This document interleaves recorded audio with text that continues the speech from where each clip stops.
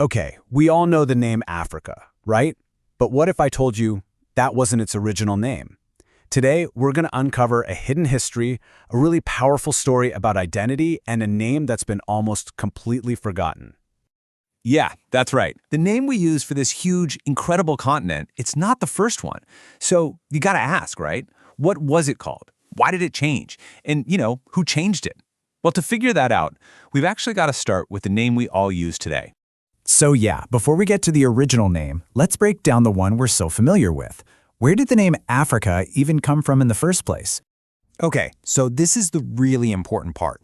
The name Africa didn't come from the people living there. Nope, it was a label slapped on from the outside, first by Europeans and then really popularized by the Romans while they were conquering their way across North Africa. And this is where it gets really interesting. There are actually two completely different ideas about where the name came from. One theory says it's from the Latin word aprica, which means sunny. But another one traces it to the Greek word phrike, which means, get this, the spirit of horror. I mean, sunny or horror? That massive difference tells you everything you need to know, doesn't it?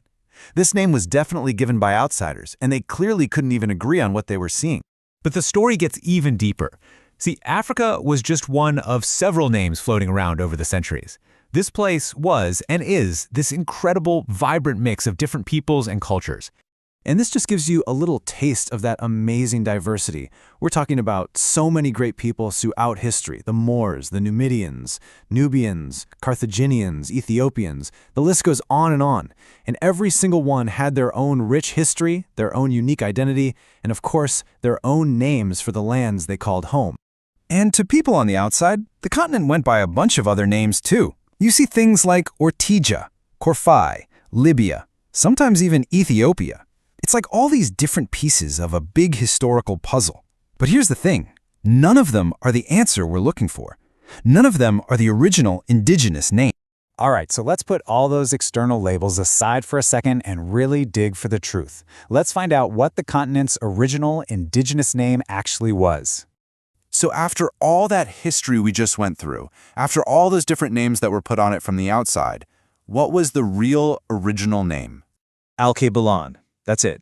This is the oldest, most common indigenous name for the continent that we now call Africa. A name that came from the inside, not the outside. But, just knowing the name, that's only half the story. The real power of the name Alkebulan is what it actually means. So Alkebulan translates to the Garden of Eden and Mother of Mankind. Think about that for a second. That's not just a name for a place on a map.